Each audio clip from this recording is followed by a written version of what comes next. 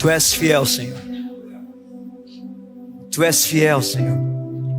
E a tua palavra nos diz que quando nós somos fiel no pouco, no muito o Senhor vai nos colocar, Senhor. Obrigado, Jesus.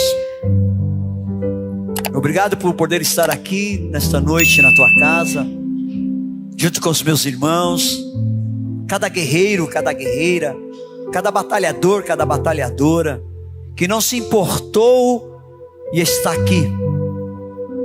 Batalhas foram travadas, o inimigo ele foi destronado, porque o objetivo dele era impedir a minha vinda, a sua vinda para este lugar. Porque ele sabe que cada vez que nós estamos aqui, algo em nós é liberto, e nós avançamos um pouco mais em direção ao trono de Deus. Que assim seja, Senhor. Que assim seja, Senhor. Que a tua palavra venha a fluir neste lugar.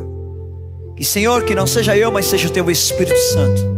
Aqui estou, falho, fraco, pecador, carente e necessitado da tua misericórdia. Faz em mim, Senhor. Faz em mim primeiro, para que possa fluir através de mim, em nome de Jesus. Amém? E graças a Deus. Amém, queridos? Amém. Deus proverá. Você crê nisso? Você vai receber a provisão de Deus nesta noite, amém? Aleluia. Eu fui pego de surpresa, mas glória a Deus, aleluia. Eu tentei voltar e retornar, fui lá em casa buscar e tal, e o Senhor falou: não, eu quero falar o que eu tenho que falar, e acabou. Então vamos lá.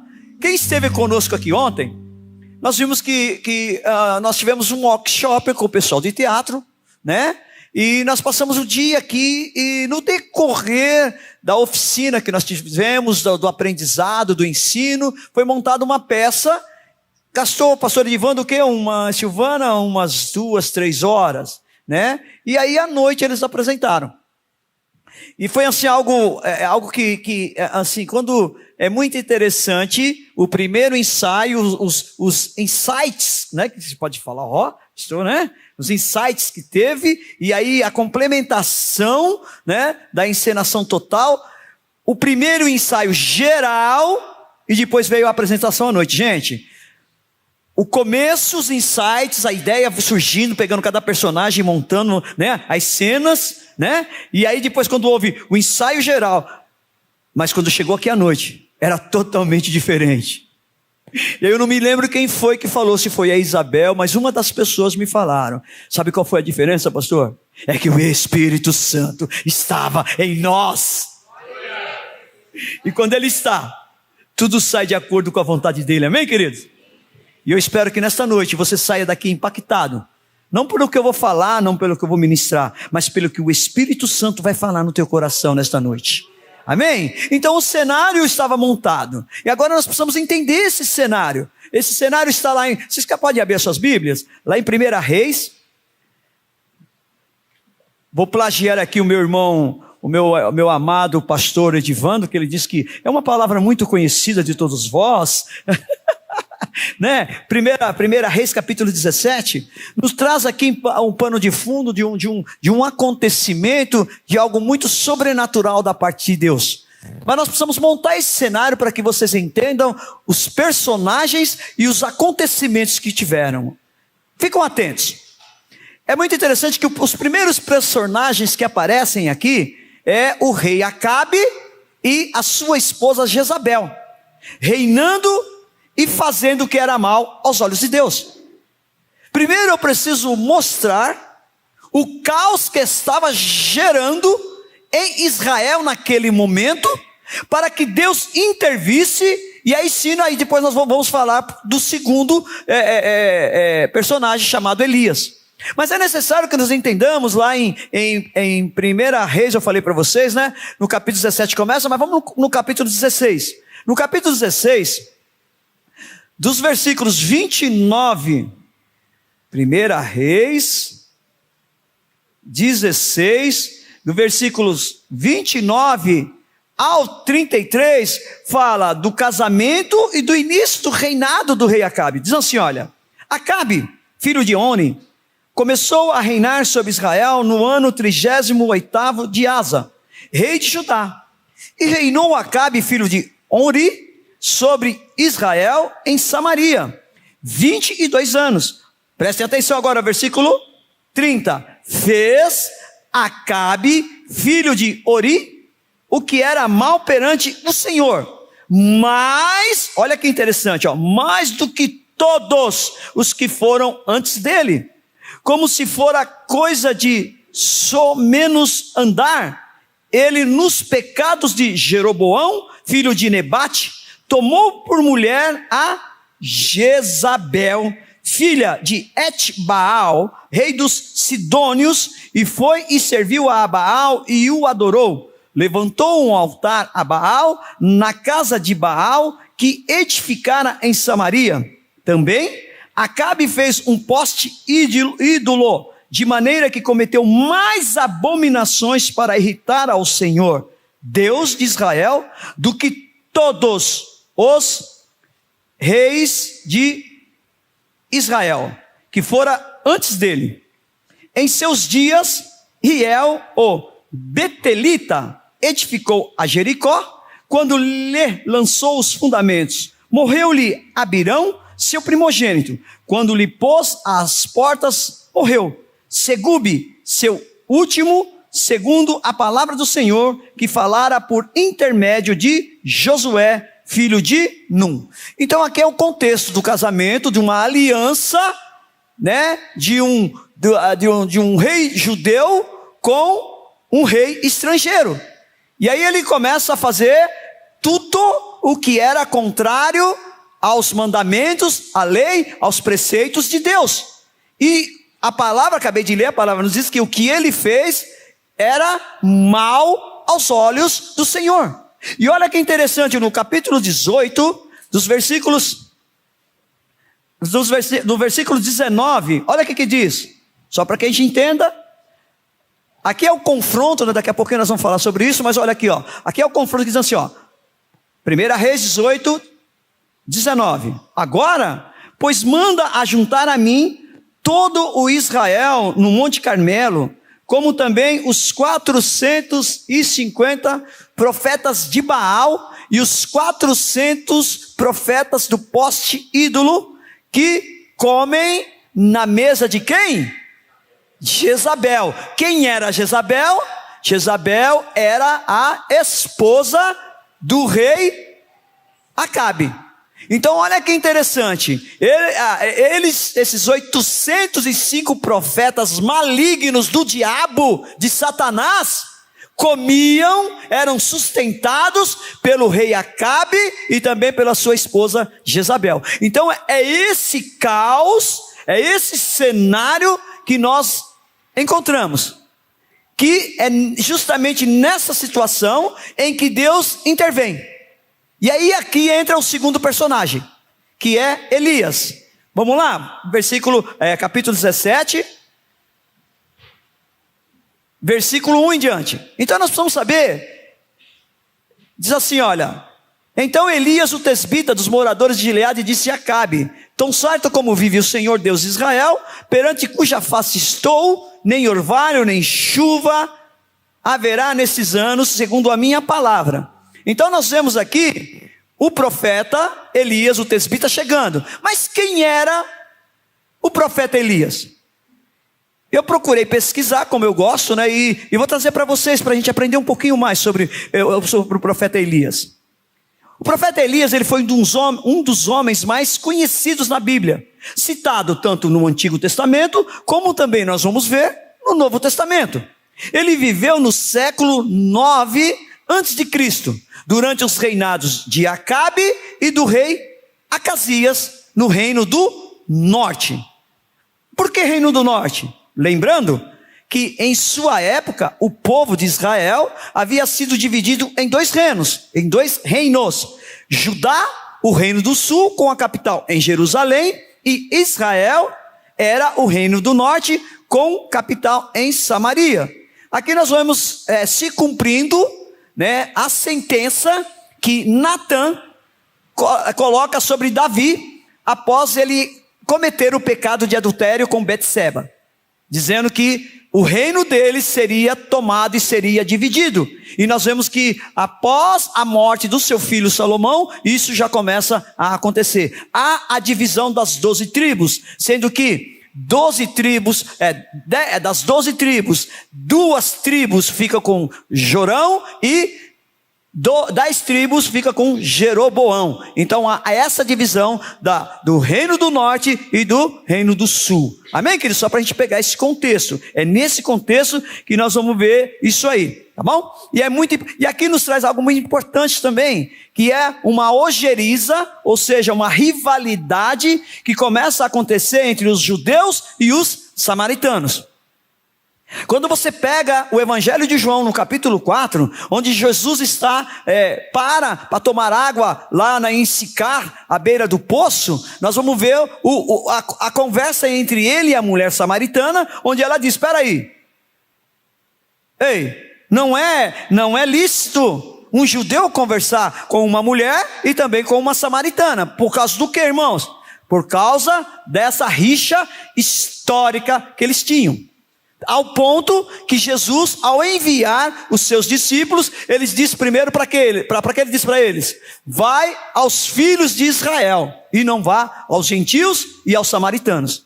Aí o próprio Jesus depois ele refaz isso e ele também vai para uma cidade, né? E nós vemos acontecendo em Sicar um grande avivamento, onde muitas pessoas, ao conhecerem, primeiro que ouviu da mulher falar e depois que ouviu da sua própria boca, 2 dias que ele ficou naquela cidade se convertendo. Entende isso, irmãos? Então é bom esse contexto para a gente entender, tá bom?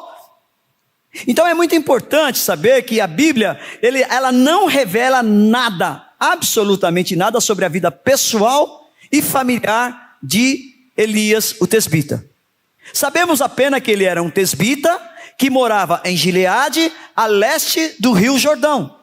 O seu nome, a etimologia do nome de Elias significa quem tem aí uma criança para nascer homem, amém, queridos? Aleluia, glória a Deus. Uma boa indicação para você dar um nome para o seu filho de Elias. Sabe o que significa? Essa foi direta, né? Glória a Deus, aleluia. Xalabaiasa, fala a Deus nesse lugar. Porque está em dúvida, né? Se é Francisco, se é João, se é... Não tem, Francisco não tem dúvida nenhuma, né? Com certeza não será, mas vamos lá, né? Então, Elias, o seu nome significa Jeová é Deus. Uau! Você não gostaria que ter um filho chamasse assim? Eu fiquei curioso, vou procurar saber o que significa meu nome. Eu sei que em francês é François. Não é não? Não é não? Uai. Que foi, presbiteriano? Ô, presbiteriano, fala comigo aqui, rapaz, que negócio. Não é não? Não é François? Mas enfim, vamos lá, né? Mas ainda é legal você... Por exemplo, olha, eu estava conversando com algumas pessoas, essa semana, enfim, né? É muito interessante, quando você pega o livro de Daniel, nós vemos ele e mais 3 amigos, que são tirados do exílio, são levados cativos para a Babilônia, e chega lá, o nome deles é mudado. Vocês se lembram? Daniel foi colocado o nome de Beltesazar. Só que Beltesazar não pegou em Daniel. Ninguém fala Beltesazar. Mas em contrapartida, os outros 3 amigos deles, como é que eles se chamam? Agora está aqui, está muito esperto, né? Azarias, Ananias e Misael.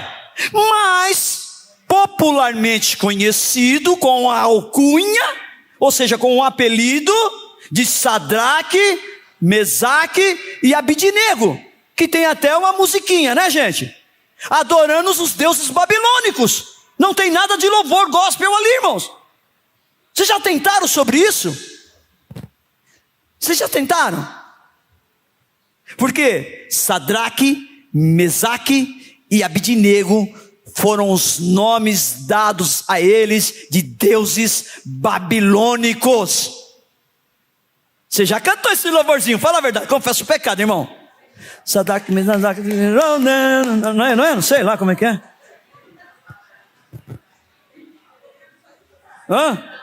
Não é assim não? Não é esse assim não? Não tem não? Tem um louvorzinho, né? Então não vamos, né? Mas é a realidade. Por que estou trazendo esse alerta, irmão? Porque muitas vezes você acaba cantando algo em que não tem uma base bíblica.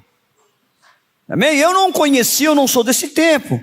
Mas, né, as pessoas que são desse tempo, do cantor cristão, da harpa cristã, né, sabem que a maioria desses louvores, desses hinos para adorar o Senhor são todos baseados na Bíblia. E a partir daí houve um evangeliquez muito grande, né, onde você canta o que vem. Né? O carpinteiro bateu a porta, o carpinteiro bateu... Que carpinteiro é esse, irmãos? Hã? É Jesus, né? Glória a Deus, aleluia. Ainda bem que é Ele, né? Aleluia. Amém. Né? Eu cantei essa, não, mas assim, segundo a Bíblia, não fala especificamente, né, da profissão de Jesus. Amém, querido? A Bíblia não traz uma indicação de que o seu pai terreno, chamado José, tinha como profissão, né, a questão da carpintaria. Obviamente, era a tradição que os filhos seguissem a profissão do seu pai. Então, é muito claro quanto a isso. Agora fica algumas coisas. Eu não sei por que veio esse louvor, mas glória a Deus, aleluia. Isso aí tem base bíblica, amém, irmãos? Eu ia falar de um outro aí, mas não vou falar, não, prefiro ficar quieto. Vamos deixar. Deus vai trazer para você discernimento. Queridos, vou liberar aqui sobre vocês, sabe, queridos? Como eu liberei sobre a vida dos pais, e é isso que eu peço para Deus todos os dias que eu levanto. Eu preciso de um dom de entendimento, de um dom de discernimento, de um dom de sabedoria. E eu libero sobre a vida de vocês, irmãos, para que você entenda, discirna e tenha sabedoria na aplicação daquilo. Mas você precisa entender. Você entendeu? Opa, agora você precisa discernir. Você discerniu? Então aí agora você aplica, pratica com muita sabedoria. Amém? E o Senhor vai dar um filtro para você. Mas vamos lá, vamos continuar aqui. Então, o nome de Elias é Jeová é Deus. Seu ministério está registrado nos livros de 1 Reis, começa no capítulo 17, versículo 1, e termina em 2 Reis, capítulo 2, versículo 14. Nós vamos ver que o ministério de Elias, ele começa sem muita introdução e termina com a sua descrição, a sua ascensão, ou seja, ao seu arrebatamento ao céu. Ele profetizou, é muito interessante também enfatizar isso, que o momento em que Elias estava profetizando era um momento muito difícil da história do povo de Israel, do ponto de vista religioso. Por que isso, irmãos? Por causa da separação. Porque no tempo de Elias, o reino do norte, ele havia alcançado a sua melhor posição econômica, desde que havia ocorrido a separação do reino após a morte do rei Salomão. Então, brevemente, eu quero falar sobre o ministério de Elias, que ele pode ser organizado em 5 etapas ou fases muito importantes, ou episódios. O primeiro deles, acerca da seca iminente e do seu isolamento. O capítulo 17, versículo 1, começa falando justamente sobre isso, onde Deus envia Elias para falar com Acabe que Deus ia fechar as janelas dos céus e que não iria chover. E olha o que Tiago, no capítulo 5, versículos 17 e 18 diz sobre exatamente esse assunto. Olha como ele é citado aqui, é um dos primeiros exemplos que ele é citado no Novo Testamento. Vai dar para colocar aí? Elias era homem semelhante a nós, sujeito aos mesmos sentimentos, e orou com instância por 3 anos e 6 meses. O que ocorreu? Elias orou com instância, ou seja, com insistência, com constância, e não choveu. Quanto tempo? Irmãos? 3 anos e 6 meses. Então, o período da seca, sem água, nesse cenário que nós vamos ver daqui para frente, amém, queridos? É de 3 anos e meio. Ele orou e parou de chover. E aí o versículo 18 diz assim: e ele orou de novo, e o céu deu chuva, e a terra fez germinar os seus frutos. Então esse é o primeiro momento, o primeiro episódio marcante no ministério de Elias. O segundo momento é onde ele tem a luta no Monte Carmelo, onde ele enfrentou e matou todos os profetas de Baal. Isso está em 1 Reis, capítulo 18, isso tem relatado a partir do capítulo do versículo 20 ao versículo 40. É um momento em que ele manda reunir todos os profetas, tanto de Baal como de Aserá, ou dos postes ídolos, se reúnem eles, e ambos iriam fazer, né, uma oração para que chovesse. Ele deu a primazia para os 850, que eram mais pessoas, né, para que eles oferecessem o sacrifício, e deixou eles fazerem. Quando deu em torno do meio-dia, a palavra nos diz, pois vocês relatam lá, né? Diz que simplesmente nada acontecia. E aí sim, Elias falou: bom, agora deixa comigo. Então, um homem contra quantos irmãos? 850 profetas. Quando ele chegou, qual é a diferença dele, irmãos? Quando ele chega, a primeira coisa que ele vai fazer é restaurar o altar. A primeira coisa, antes de qualquer coisa que ele vai fazer, ele vai restaurar o altar. Será que indica algo para você, para mim, para nós? Como está o seu altar? Como está aquele lugar onde que você se reúne com o Senhor e ali você tem momentos a sós com Ele? Onde ali você chora, onde ali você geme, ali onde você realmente se entrega de uma forma incondicional, onde ninguém está vendo. Não tem plateia, não tem aplausos. É neste lugar, no a sós com Deus, em que você cresce, irmãos. De dentro para fora. É fácil você se trancar no seu quarto? Não é fácil. Faça essa experiência, irmãos. Faça essa experiência. Ah, pastor, mas eu tenho filho, eu não consigo. Leiam a biografia de John Wesley. A mãe dele, ele tinha 12 irmãos. A mãe dele, todos os dias, sabe qual era a diversão, o programa dos filhos, dos irmãos de John Wesley, ou seja, dos filhos, né, os irmãos de John Wesley, de ver, sabe qual era o programa deles? Era se revezarem no buraco da fechadura, verem os momentos de súplica, de oração, de clamor da sua mãe dentro do seu quarto por eles. E a casa de John Wesley está lá na Inglaterra, para quem quiser visitar. Onde ele ficava tem um buraco onde ele ficava com joelhos. Ou de joelhos, né? Então, queridos, quando você quer, não tem justificativa, não tem desculpa. Óbvio que atrapalha, sim, com certeza, né? Mas não tem tempo nenhum. Ah, mas tem uma hora que você se tranca no banheiro. Mas mesmo assim não tem jeito, né? Hein, Ana? Tranca no banheiro, eles estão batendo na porta, não está não? Não é, eu sei. Mãe, vó. Não, mas enfim, né? Mas você precisa ter um tempo a sós com o Senhor. E o Senhor proporciona isso para nós, amém? Amém? Então, então nesse embate, qual é o resultado que tem? Ele, literalmente, ele faz o sacrifício e desce fogo do céu. Amém, queridos? E qual? Aí a multidão, que a multidão chega ao êxtase, dizendo, não é, como é que é? Só há um Deus. Né? Acabou, reconheceram. Os outros 850 fizeram e nada aconteceu. Agora um homem só restaurou o altar, preparou o lugar de sacrifício, e quando ele clamou, o Senhor fez. E quando você clama, o Senhor atende o seu chamado, amém, irmãos?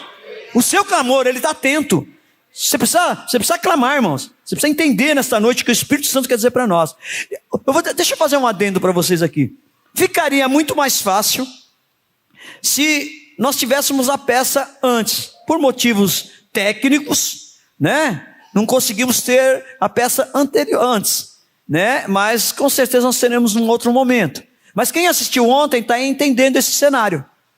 Começa com o rei Acabe, com sua esposa Jezabel, trazendo para dentro de Israel a idolatria, onde agora nesse momento nós vemos, né, o profeta Elias literalmente confrontando e não só confrontando, mostrando o poder deles que não tinha nenhum, que maior é o nosso Deus, amém, irmãos? Maior o que está em nós do que aquele que está no mundo. Nosso irmão Marcos falou isso com muita propriedade ontem, sobre a questão da nossa identidade. Que nós nos deixamos enganar, irmãos. A posição de Satanás, da serpente, ela é debaixo do nosso pé. E ele mudou a posição. É nós que estamos debaixo do pé dele. Por quê? Porque nós não sabemos a nossa identidade real. Do que nós somos. O que eu e você somos. Parceiro, eu sou evangélico. Bom, quem disse que você é evangélico, sabe quem é? É a revista Veja. A Bíblia não diz que você é evangélico. A Bíblia nos afirma, lá em Romanos capítulo 8, que nós somos filhos de Deus.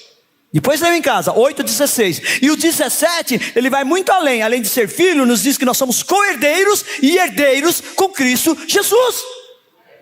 Entende isso, irmãos? Primeira carta a Pedro, está lá na Bíblia, fala sobre que aqueles que é nascido de Deus, o maligno não lhe toca. Então todos nós somos filhos de Deus, irmãos. Então o que eu preciso fazer, irmãos? Descansar no Abba Pai. Ele já fez tudo, irmãos. Ele já fez absolutamente tudo. O que é isso aqui, irmãos? Saber que aquele que converte os pecadores do seu caminho errado salvará da morte a alma dele e cobrirá multidão de... Glória a Deus, hein? Forte isso aí, irmãos. Essa veio do trono agora aí. Senti aqui nas minhas costas aqui, irmão. Oh, glória a Deus, aleluia. Amém? Vamos lá. Então eu falei sobre o primeiro aviso da cerca iminente e seu isolamento, da luta do Monte Carmelo, né, onde ele enfrentou e matou todos os profetas de Baal. E aí sim, olha gente, eu paro para pensar, e eu quero que você faça isso também agora, porque nós somos todos seres pensantes, amém, queridos? Amém? Então para pensar, faça uma reflexão. Um homem, profeta de Deus, atendeu um chamado de Deus, foi lá e literalmente enfrentou o rei, porque gente, enfrentar o rei naqueles dias era a morte certa. Vocês se lembram da passagem de Esther? Quando Mordecai, o seu tio, fala para ela o decreto que havia sobre a morte do seu povo judeu e que era necessário ir diante do rei, o que ela fala? O que ela fala para ele? Faz tempo que o rei não me chama. E se eu for lá sem o rei me chamar, se ele não estender o cetro de ouro, o que vai acontecer? Eu vou morrer. Então estar na presença de... Gente, a vida de profeta não é fácil não, irmãos. Você acha que estar aqui é fácil, eu estar falando com cada um de vocês? Não é fácil não, irmão, porque eu sei que aquilo que está em Provérbios 18, 21 pode acontecer. Sabe o que diz? Que a morte e a vida está no poder da língua, e os que bem a utilizam colhem dos seus frutos. Então eu posso trazer vida, e é isso que a gente quer trazer para vocês nesta noite, vida em abundância, ou se não pode trazer morte espiritual, irmão. Como já houve lá no Jardim do Éden. Come da fruta errada. Quando você come do alimento errado, irmão, sabe o que vai acontecer com você, meu irmão? Uma indigestão, uma morte espiritual, uma apostasia, um esfriamento. Infelizmente é isso que está nos quatro cantos da nossa terra. E Jesus, os leitores, irmão, leiam lá Mateus 23, 24. Quando ele começa a dizer, ai dos escribas, ai dos hipócritas, ai dos fariseus, ele começa a nos alertar que virão sobre vós falsos mestres, falsos profetas, falsos anticristos. Ele está nos alertando, trazendo ensinos totalmente errôneos da palavra de Deus. Nós não podemos mais ficar nos achismos, irmãos.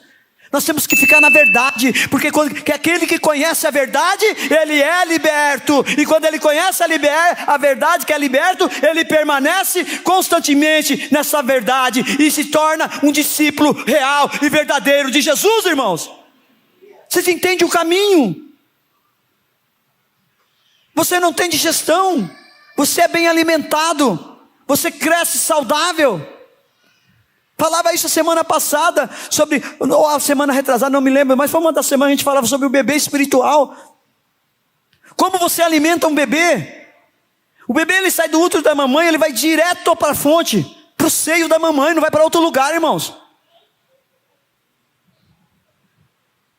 Ele continua bebendo da mesma fonte onde ele estava lá durante os 9 meses sendo gestado. E você, como um bebê espiritual, você não vai se alimentar do alimento genuíno, do leitinho genuíno que nós lemos sobre isso. E aí é um crescimento totalmente deformado. Você fica geneticamente espiritual deformado, com meias verdades. E a palavra do Senhor não tem meias verdades. É sim, sim, não, não. Passou disso, procedência maligna. Claro quanto a isso, irmãos. Então nós precisamos entender. Então, esse homem, voltei nele agora, obrigado Espírito Santo, voltei nele, que enfrenta 850 profetas, irmãos. Quando ouve falar, porque óbvio, teve o acontecimento, e foram lá falar para Jezabel. Jezabel, você não sabe o que aconteceu, Jeza. Ó, não tenho intimidade com ela não. Não. Ia falar que eu estava íntimo com ela, não estou não, perdão. Estou amarrado, então, maligna Jezabel, amém? Som, a gente comete umas falhas, amém, perdão. Já estou assim, amém. Mas vamos lá, obrigado, viu gente, aleluia, glória a Deus pela vida de vocês, viu? Vocês são uma plateia seleta, viu? Glória a Deus. Então, aí, voltando em Jezabel, falaram para ela, mataram. Aquele pessoal que comia na mesa com você lá, aquele pessoal que você sustentava, aquele pessoal que você consultava, aquele pessoal que você fazia os trabalhos, as mandingas e tal, mataram todos eles, e agora? Quem foi? Peraí, fala para mim quem foi, peraí, eu vou lá. Foi Elias o tesbita, peraí, eu vou matar ele. O que Elias o tesbita, que ele tinha que fazer? Pode vir. Mano, ei, um homem de Deus, gente, firmado na palavra. Ele falou, aconteceu o que Deus mandou ele falar. Ele falou, não, ei, você que é a chefona, pode vir. Não, você lê o capítulo 18, gente, é um momento em que Elisa, é triste a gente ouvir isso, que infelizmente é o que ocorre na maioria dos homens e mulheres de Deus, a qual hoje eu tenho aprendido e quero convidar vocês. Esse ano não dá porque está terminando, mas o ano que vem nós vamos reiniciar uma nova turma do Rever. Você precisa fazer. Você precisa, como eu, rever o seu interior, rever a questão da sua alma, rever coisas que estão enraizadas nas profundezas do seu coração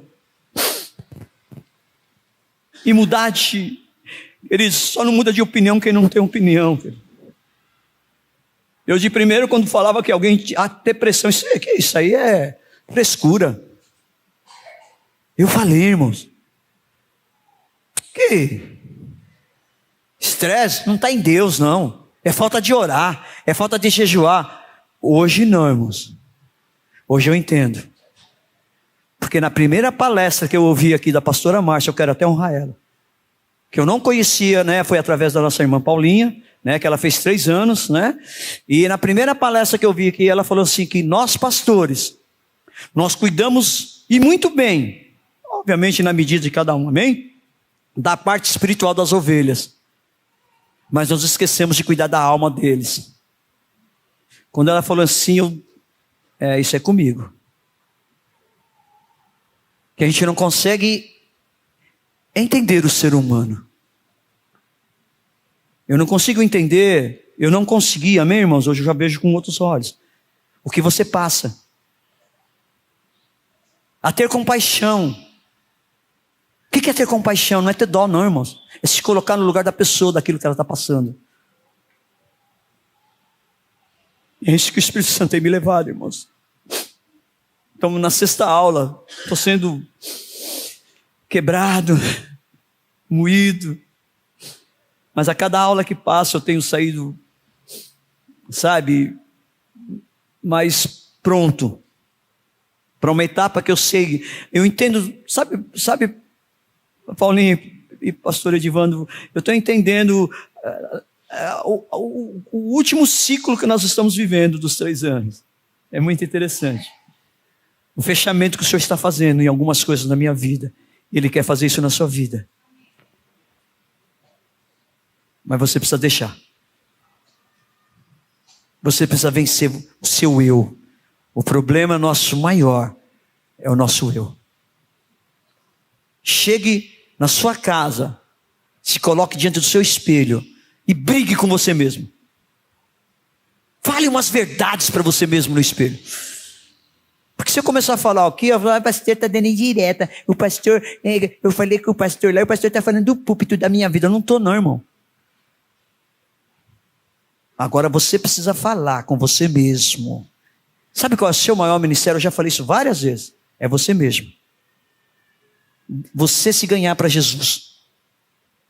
Se você souber quantas mazelas você tem. Você não, perdão, eu tenho. Porque eu não posso te julgar, porque na medida que eu te julgo, eu sou julgado. Eu não posso ficar olhando o cisco no teu olho e esquecer da trave que está no meu. Compreende isso, irmãos? Há uma medida. Nessa medida que eu julgo é na medida que eu sou julgado. Então nós precisamos entender que é isso que nós vamos ver na vida de Elias. Elias, um homem de Deus, mas enfrentou e matou os profetas. Mas na hora que ele foi confrontado por Jezabel, em vez dele assumir com ela, ele fugiu, gente. Caiu em depressão. Se escondeu na caverna, foi para o Monte Horebe. Chegou lá, ai Deus, só estou eu aqui, Senhor. Como é que termina? Depois você vai ver, sabe como é que termina o capítulo 18? Sabe o que Deus falou para ele? Ei, presta atenção. 7.000 não dobraram os joelhos a Baal. Não acho que você é a última bolachinha não, meu irmão. Do pacote, é isso que fala? É isso aí, é. Aí eu sou o cara. Não, o cara é ele. Eu não sou ninguém, eu não sou nada. Nós não somos nada, irmão. Essa é a minha condição, pó. É a sua condição, pó. A palavra do Senhor diz isso. Aquele que pensa que está firme, o que tem que fazer? Cuide-se, para que não caia. Como é que eu me cuido, irmão? Vou para a academia, tomar vitamina. Não é assim que eu me cuido? Fisicamente sim. E espiritualmente como é que eu cuido?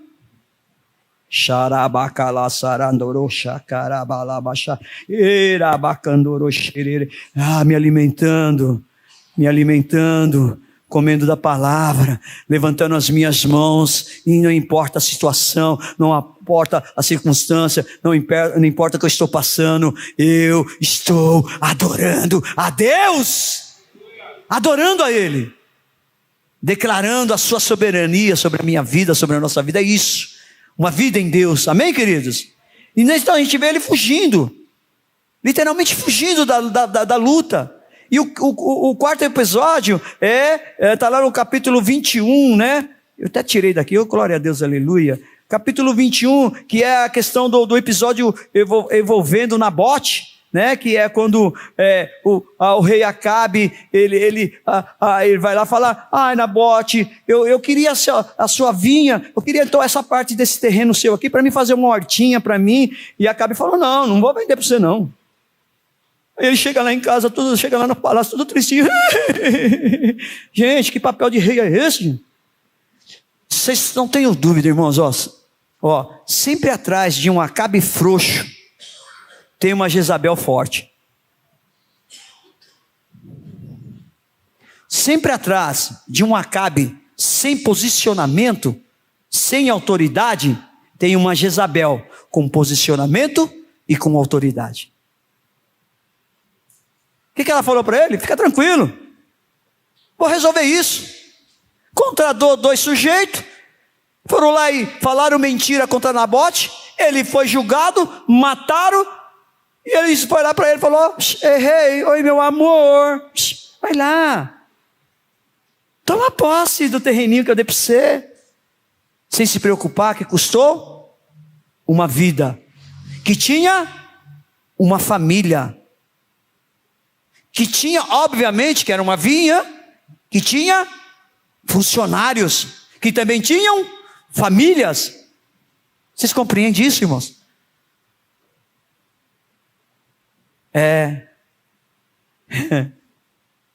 E aí o último episódio é quando ele está lá em 2 Reis capítulo 2, após ele já ter escolhido, né, o seu sucessor, que Deus mandou, vai lá e jogue a capa, né, sobre Eliseu. Está no final de 1 Reis.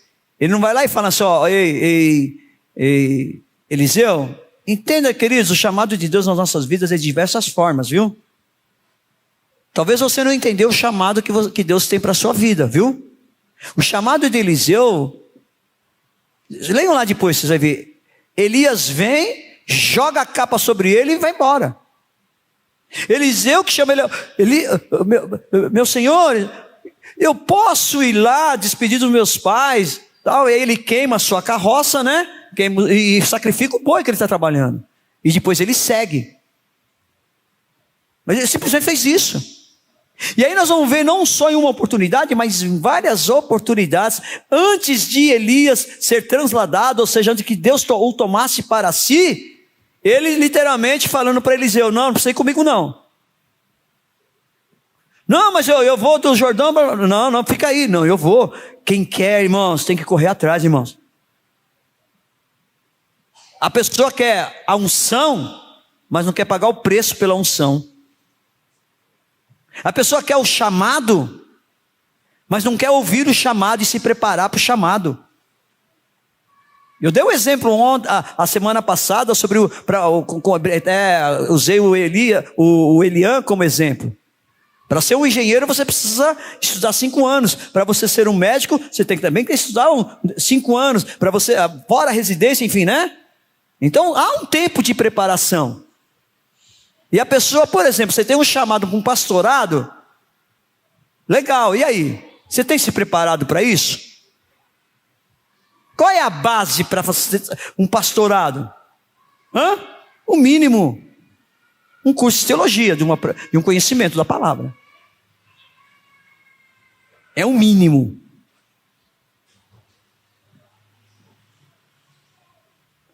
Diploma, não é a questão de diploma, é questão de saber, conhecimento.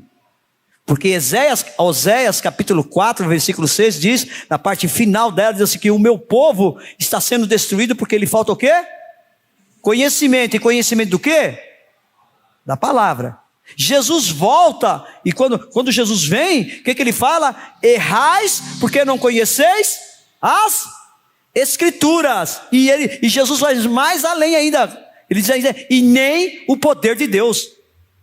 Então, querido, para cada chamado seu, você tem que dar uma resposta. E se preparar para ela. É fácil? Não é, irmãos. Não é fácil. Aí o meu filho, o pastor Jonathan, nós estávamos lá em Acúcio, né? Lá no Peru. Eu precisava fazer uma prova. Eu estava naquela época fazendo curso de teologia. Precisei fazer uma prova.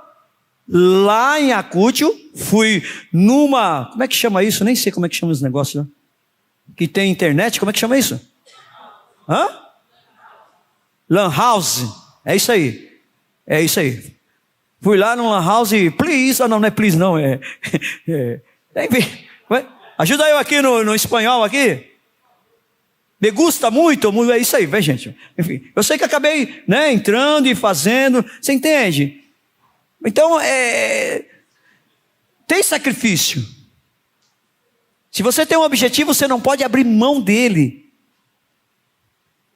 Queridos, eu venho de uma família, né, está aqui meu sobrinho Márcio, Deus me deu a oportunidade hoje dele estar aqui. Ele, assim, eu vi ele crescendo, mas ele acompanhou parte da minha vida, né? E sabe, de onde nós viemos, né? Eu nunca imaginava ter um curso superior. E hoje, para a honra e glória do Senhor Jesus, aos 60 anos, eu fiz o 2º curso superior. Para a honra e glória do Senhor Jesus. Né? Sou cientista da informação, mais conhecido como bibliotecário, amém? Mas hoje mudou o termo, sou, né, cientista da informação, bibliotecário, e agora, né, em 1960, com 60 anos de idade, ou seja, 8 anos atrás, nos formamos em teologia, né? Comecei a pensar, a fazer um mestrado, aí já comecei, assim, o Espírito Santo falou muito forte no meu coração, que o tempo que eu ia perder, né, em querer aprofundar mais o meu conhecimento no homem, eu usasse isso para conhecer Ele na sua palavra. Foi o que eu fiz, e não me arrependo. Se tem melhor mestrado que você pode fazer, é aqui, irmão. Bem? Só para curiosidade de vocês, tá bom? Faz tempo que eu não dou um relatório, né? Deixa eu fechar o dedinho aqui. Cheguei hoje no Evangelho de João. Amém? Espero daqui a pouquinho chegar em Apocalipse. Para quê, irmãos? Aí eu vou descansar. Aí eu tenho todo o final do ano para descansar. Não preciso ler, não, irmão, para voltar em Gênesis. Porque eu já estou com saudade de Gênesis. No princípio criou Deus os céus e a terra era sem forma e vazia. Aí começa toda aquela formação, e disse Deus, e Deus começa a fazer. Você está entendendo? Aí você vai para Êxodo, aí você chega em Êxodo, aí você vai para Levítico, você vai para Números, você vai para Deuteronômio, você fala, uau! Chega em Josué, você fala, meu Deus, Juízo, você fala, uau! Aí, já estou com saudade. Eu quero despertar isso em você nessa noite. Uma sede, uma fome.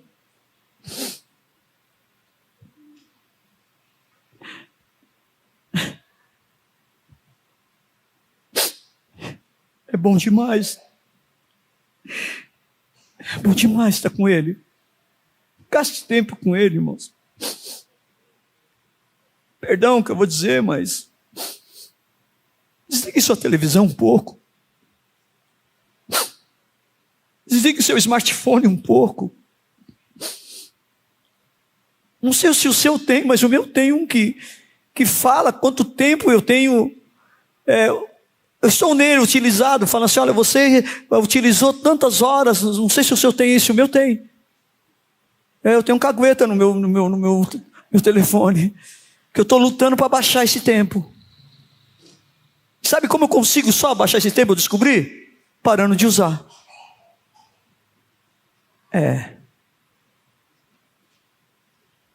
Parando de usar. Porque quanto mais tempo eu fico nessas coisas, eu deixo de estar com Ele. Compreende isso, irmãos? Amém? Então assim, né? Aí eu estava falando da transladação, né? Da translação, né? Ou seja, quando ele foi arrebatado para os céus, quando Elias, o Senhor se agradou dele, né? Como se agradou de Enoque, e o tomou para si. 2 homens na Bíblia, Deus se agradou e tomou para si. Ele está prestes, irmãos, presta atenção que eu estou dizendo para vocês, hein? Ele está prestes a pegar o 3º homem, irmãos, sou eu. Eita, não viu glória a Deus não, irmão? Irmão, daqui a pouco vocês vão sumir daqui, Deus me pega. Tchau, amor, fui. Tchau, Jamile, fui. Tchau, Jô, fui. Não, mas o contexto que eu estou dizendo aqui é uma coisa pessoal, não estou falando do arrebatamento. Porque quando Deus tomou Enoque, não era o arrebatamento. Quando Deus tomou Elias, não era o arrebatamento. É que ele se agradou tanto que o tomou para si. E eu tenho procurado me esmerar para agradar ao meu Senhor, ao nosso Senhor, para que realmente isso venha acontecer na minha vida, irmãos. É um sonho meu, não sei. Eu quero. Eu quero. Eu quero estar com o meu Senhor. Mas quando eu descubro que estar com o meu Senhor é preciso morrer, eu falo para ele, espera um pouquinho, Senhor. Eu ainda tenho que ver meu netinho nascer, tenho que ver meus bisnetos, tenho que ver essa geração que nós estamos formando, essas crianças, seus filhos, seus netos que estão nessas salas aí, queridos. Eu não sei como se você depois, quando eles saem da sala, vocês ganham um tempo, não é perder tempo, é ganhar tempo de sentar com eles e perguntar o que foi que você aprendeu. Eu sento quando eu tenho oportunidade, pego os meus netos, e aí, Nicolas, o que foi? Oi, e aí, Letícia? A Luísa ainda é pequenininha, mas principalmente esses dois, e aí, o que foi? Ah, vou isso assim, assim, assim. Sabe, queridos? Não é assim?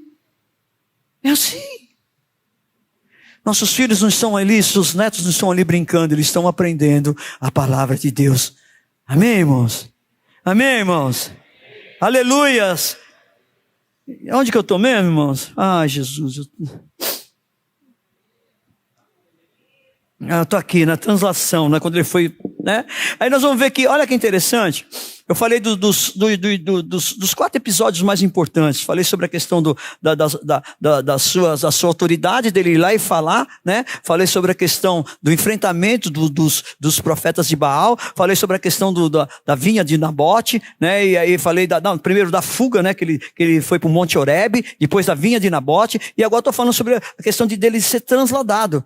E olha que Malaquias, olha que aí nós vamos ver um pouco fora de todo esse contexto. Olha que Malaquias, vocês sabem, né? É o 39º livro do Velho Testamento, ou seja, o último livro do Velho Testamento.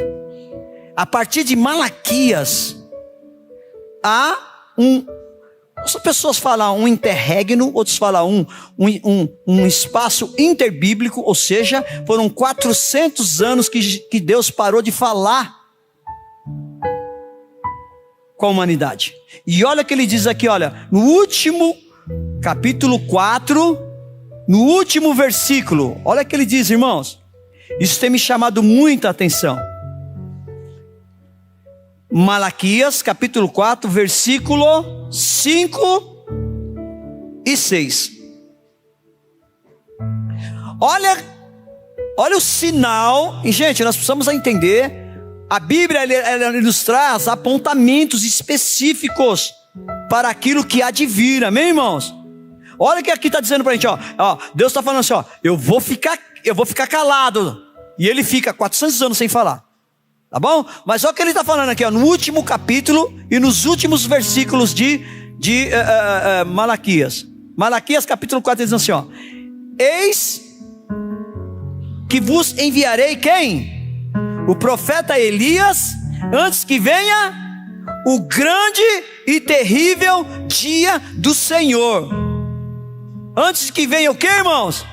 O grande e terrível dia do Senhor. Para alguns, para nós será o maravilhoso dia do Senhor, amém? Porque quando vai ser, o Senhor vai vir nos buscar, vai nos arrebatar e vai nos levar com Ele, amém, irmãos? Para os que ficarem será um terrível dia, realmente, tá bom? E é o que eu quero dizer, então, eis que enviarei, né, o profeta Elias antes disso. O que vai acontecer? Por que vai acontecer a vinda do profeta Elias, irmãos? Versículo 6 responde: o que já está acontecendo nos dias de hoje, irmãos. Olha aqui, irmãos, e ele converterá o coração dos pais aos filhos e o coração dos filhos aos seus pais, para que eu não venha e fira a terra com maldição.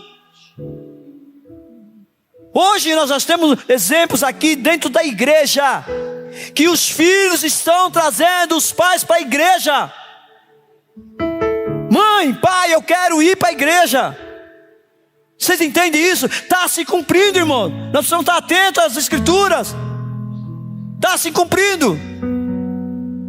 Noiva, se prepara, a igreja se prepara. Está se cumprindo a palavra do Senhor.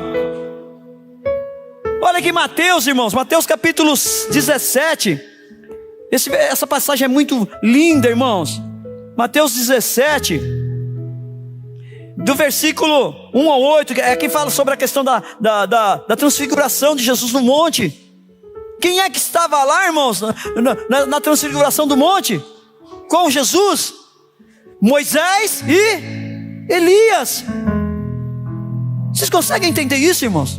Segundo uma linha teológica, uma corrente teológica a qual eu não coaduno, ou seja, eu não concordo. Amém, irmãos?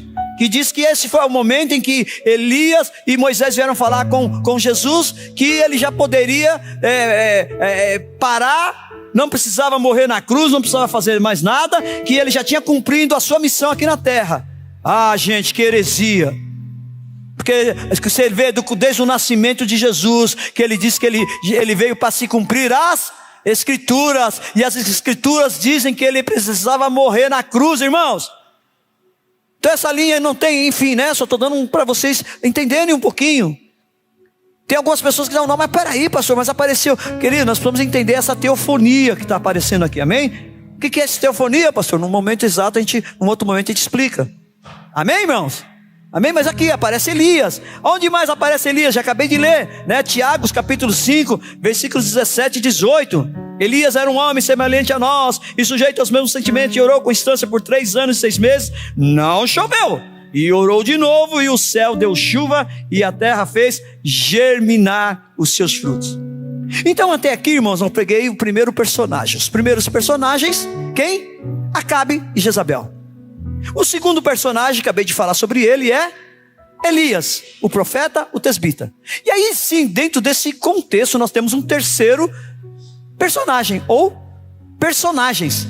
Nós temos uma viúva de Sarepta, e nós temos o seu filho.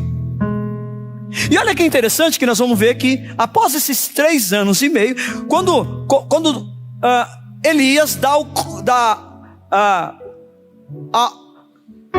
a ordem, não é bem um comando, não é bem isso, dá a mensagem que Deus deu para ele, para o rei Acabe, de que não ia chover. O que ele faz? Ele vai à beira do riacho, a palavra nos relata isso, e ali, todos os dias, os corvos traziam carne fresca e ele bebia água do riacho. Com o tempo que a seca foi ficando pior, o que aconteceu com o riacho? Secou. Agora, por que os corvos não vieram mais? A Bíblia não explica. Aí Deus dá um comando para ele. Está aqui no versículo, aqui no 17. Amém, irmãos? E agora, irmãos, olha, tenho um pouquinho de paciência comigo, porque tudo que eu falei para vocês agora foi pano de fundo, foi a introdução da palavra que eu vou falar agora. Tudo isso foi para preparar o que nós vamos dizer daqui para frente. Que Deus proverá. Deus vai trazer provisão para a minha vida, para a sua vida, para a nossa vida, não importa o que nós estamos passando. Porque na medida em que eu vi a ministração ontem, na medida em que eu fui sendo ministrado, eu me coloquei no lugar dessa viúva. Porque imagina, queridos, nós precisamos pegar a cultura da época judaica. Uma viúva era uma mulher sozinha, ela era renegada pela sociedade, pelo infortúnio de não ter mais o marido. E é nessa condição, gente, eu falei, mas Deus, como assim? O Senhor podia ter mandado o profeta Elias, né, para uma casa de uma pessoa com posses, mas manda na casa de uma viúva. E quando ele chega lá, que situação que ele encontra da viúva? Qual é a situação que ele encontra da viúva? Então vamos só ver um pouco assim, vamos lá, ó.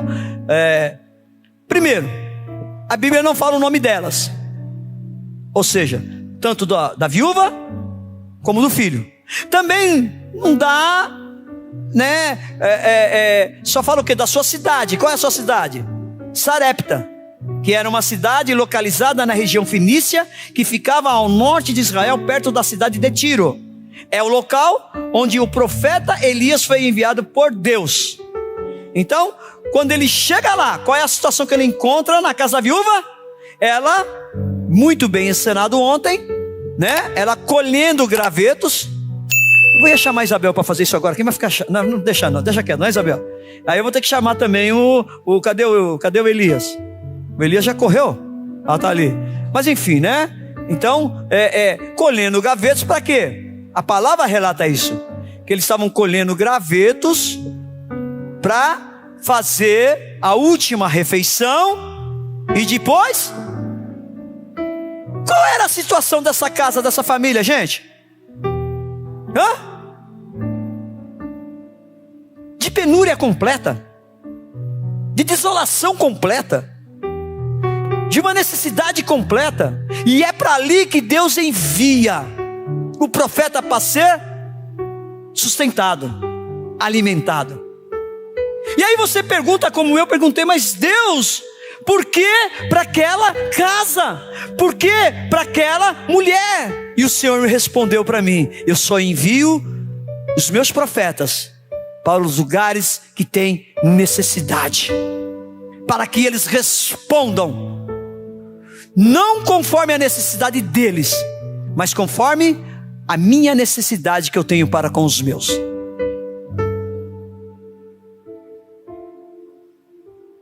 Vai ser de acordo com como você respondeu o chamado de Deus, que você vai ter a provisão de Deus.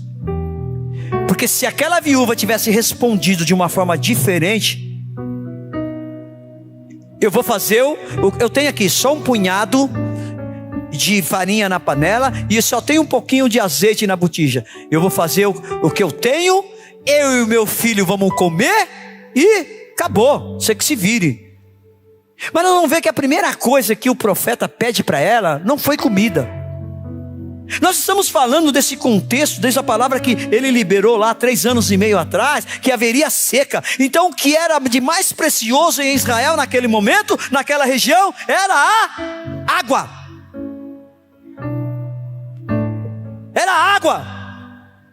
A primeira coisa que o profeta pede para ela é: me dê um pouco de água. Quando o profeta pediu isso para ela, a palavra diz que ela foi lá pegar. Mas no caminho que ela vai pegar a água, ele chama ela: aí, vem cá, você vai pegar a água, mas também aproveita e faz um bolo para mim. Mas que profeta abençoado, né? E traz para mim comer. Em trazer a água não teve problema. Quando falou para trazer a única coisa que ela tinha, ela falou: pô, peraí, profeta, pera. Pera. Eu só tenho isso. O senhor chegou e eu estava colhendo o graveto, eu ia comer, eu e meu filho, e nós íamos morrer. Mas irmãos, creia, recebe isso, irmãos. Recebe no Espírito, irmãos. Creia naquilo que Deus já falou para você. Por mais louco que seja, por mais esdrúxulo que seja, por mais sem nexo que seja, obedeça aquilo que Deus falou para você e faça, obedeça. Porque aquela mulher obedeceu, irmãos, foi lá e fez com aquele que ela tinha, entregou na mão do profeta. Mas quando ela voltou para sua casa, queridos, não faltou mais farinha na panela, nem azeite na botija, porque Deus proverá em todo o tempo. Para Deus não tem clima, para Deus não tem situação, para Deus não tem circunstância, porque Ele é Deus. Ele é o Deus da sua vida, Ele é o Deus das nossas vidas, Ele é o Deus Todo-Poderoso. Tudo está sob o seu controle. Nós que limitamos Deus, nós colocamos Deus numa caixinha, nós engarrafamos Deus, deixamos Deus preso. Deus só faz até que não, queridos. Se você abrir, Deus vai... Não vai faltar, irmãos. É só obedecer. É só obedecer. E obedecer não é fácil, porque luta com aquilo que está dentro de nós. luta contra as nossas mazelas, contra os nossos achismos, contra os nossos preceitos, nossos conceitos, daquilo que nós vamos formando ao longo da nossa vida. Nós não entendemos e não compreendemos o plano de Deus para as nossas vidas, que é perfeito. Deus tem um plano perfeito para cada um de nós. Nós somos filhos. Eu sou filho, você é filha. O que você tem na sua casa? É só um punhado de farinha? É só um pouco de azeite? Não precisa de mais. O que você tem na sua conta bancária? O que você tem hoje de bens? Você já tem sua casa própria? Você já tem seu carro próprio? Você já tem a sua conta abastada? Você tem o seu emprego?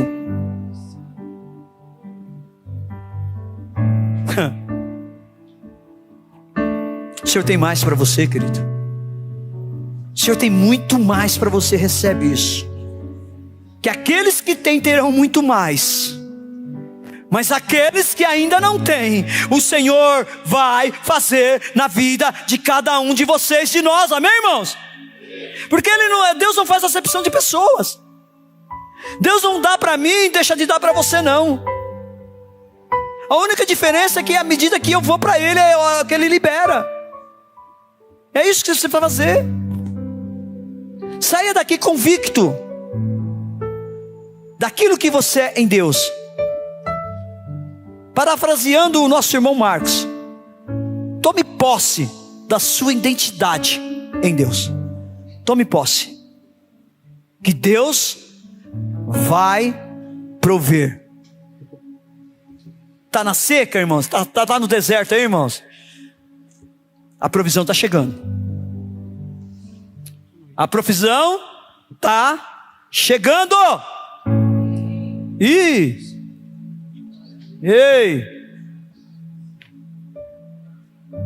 A provisão está chegando, irmãos. É só você tomar posse. Você está pronto? Você está pronta? Feche seus olhos brevemente.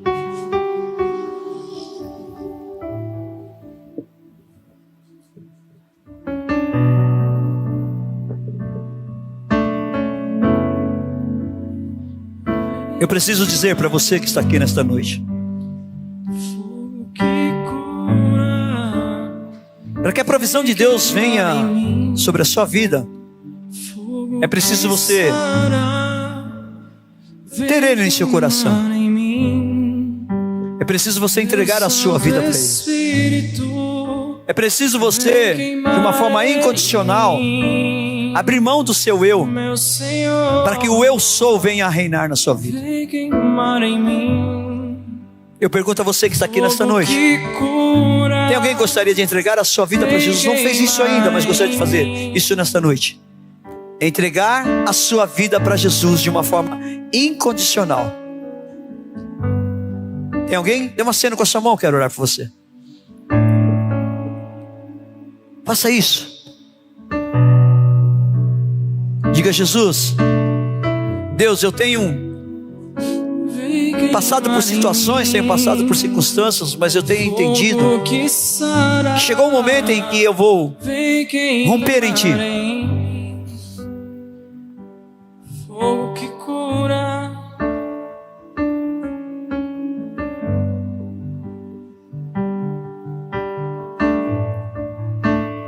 Entregue os seus caminhos ao Senhor. Confia nele e Ele tudo fará. Aquela viúva entregou tudo que ela tinha ao profeta. E o profeta, mediante ao que Deus liberou nele, deu tudo para ela que ela faltava, que ela precisava, que ela necessitava. Cadê você? Tem alguém? Tem alguém que gostaria de entregar a sua vida nesta noite? vem queimar em mim. Tem alguém que gostaria de se reconciliar com o Senhor nesta noite? Esteve afastado dos caminhos, algo aconteceu no caminho, você se afastou do Senhor, e o Senhor te trouxe nesta noite para que você possa se reconciliar com Ele, a voltar a ter comunhão, intimidade, um relacionamento real e verdadeiro. Tem alguém? Dê uma cena com a sua mão, quero orar por você. Tem alguém? Meu Senhor, esses dois convites são dois convites específicos de entrega ao Senhor, de reconciliação com o Senhor. Tem alguém? Tem alguém? Eu preciso reiterar esses dois, que eu preciso fazer um terceiro nesta noite. Tem alguém? Você entendeu? Você compreendeu? Você precisa entregar a sua vida para o Senhor. Você precisa se reconciliar com o Senhor. Você está totalmente frio, fria. Aí eu digo isso espiritualmente. Mas o Senhor quer reacender a chama dentro do seu coração nesta noite. Volte a Ele. Volte a Ele. Tem alguém? Aí eu faço um terceiro pedido. Eu peço que todos abram os olhos agora. Isso, olhem para mim. O primeiro eu fiz sobre a questão de você entregar a vida para Jesus. Eu creio que todos aqui já entregaram a sua vida para Jesus. Eu creio que se entregaram a vida para Jesus, também todos estão reconciliados com o Senhor. Amém? Porque são esses dois quesitos que nós precisamos para que você responda a esse terceiro chamado. Você que precisa, e é algo muito específico, de provisão do Senhor, em qualquer área que for, irmãos. Eu quero que você se levante e venha para cá. Você creia no que vai ser liberado para o Senhor. Seja causa na justiça, seja trabalhista, seja, não sei, enfim. Você precisa. O Senhor vai derramar uma unção de provisão neste lugar.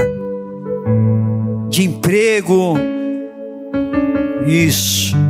De saúde. Vamos, isso. Pode vir. Isso. Esse terceiro é muito específico.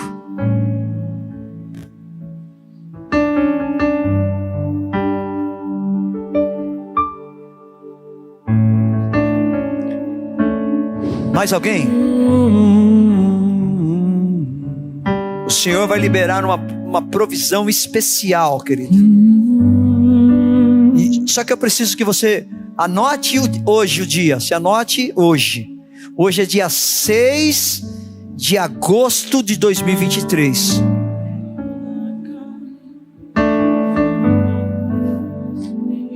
Eu vou falar com muita ousadia, irmãos.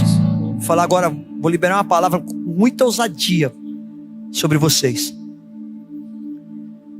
Primeiro, peço perdão, Senhor. Quem sou eu? Quem sou eu, Senhor? Para poder limitar o tempo para Ti na sua eternidade, porque o Senhor é eterno. Quem sou eu para dar prazo? Mas eu sei, Senhor, que tem pessoas que estão aqui na frente, que estão aflitas, angustiadas até, que necessitam de uma provisão não para hoje, mas para ontem. Porque foram uma avalanche de acontecimentos simultâneos nas suas vidas, que os levaram a essa situação caótica que eles estão passando a nível material, financeiro e até espiritual, Senhor. Sim. E eles, pela fé, Senhor, eles deram um passo crendo não em mim, mas crendo no Senhor.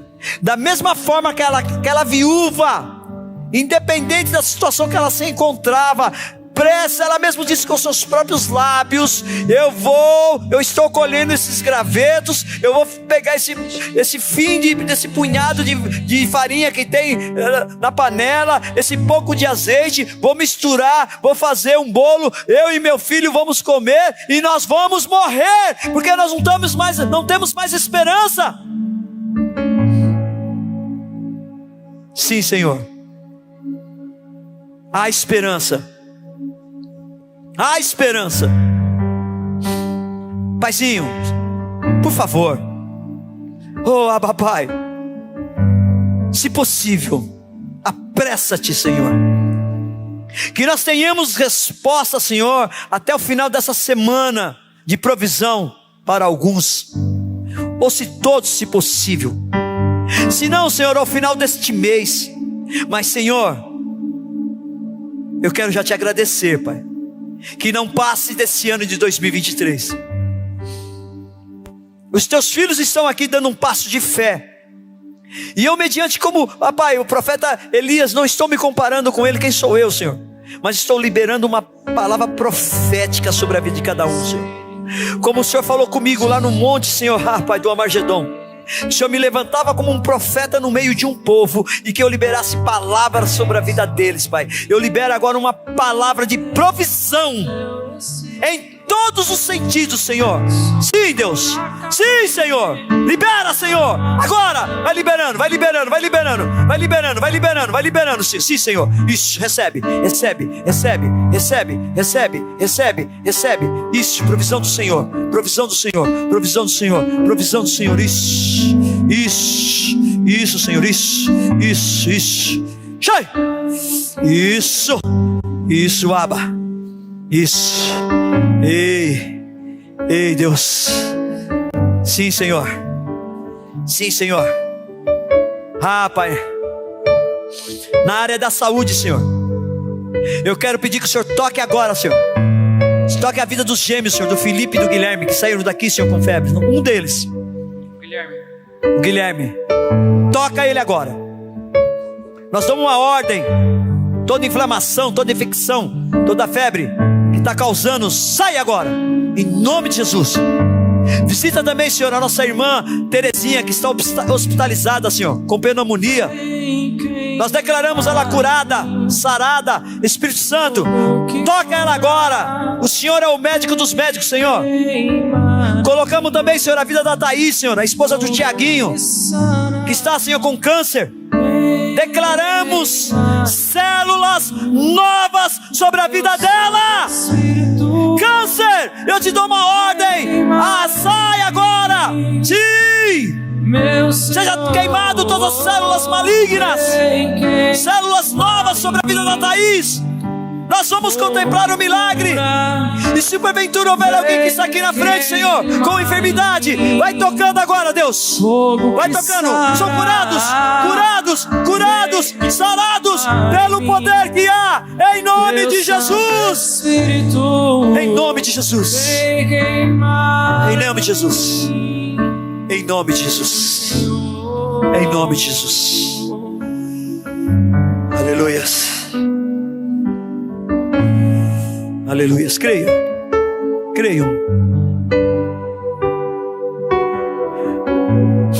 Jairo era um maioral.